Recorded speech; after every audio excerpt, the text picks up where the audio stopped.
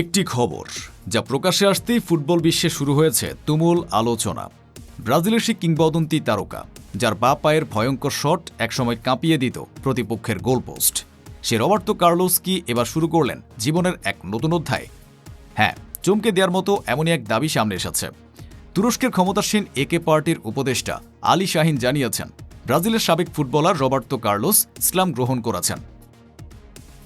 আর এই তথ্য তিনি পেয়েছেন ব্রাজিলে মুসলিমদের অন্যতম বিশিষ্ট প্রতিনিধি শায়খ জিহাদ হামাদের কাছ থেকে। শাহিনের দাবি, বেশ কিছুদিন ধরে রবার্তো কার্লোসের সঙ্গে তার যোগাযোগ ছিল।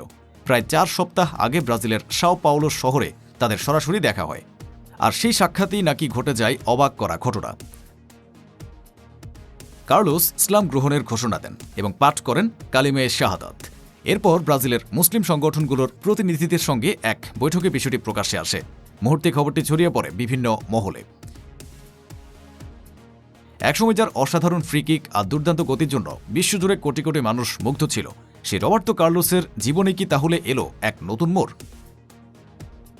তুরস্কের উপদেষ্টা আলী শাহিন তার জন্য দোয়া করে বলেছেন, আল্লাহ যেন তার নতুন জীবনকে শান্তি, সুস্থতা ও বরকতে পরিপূর্ণ করে দেন।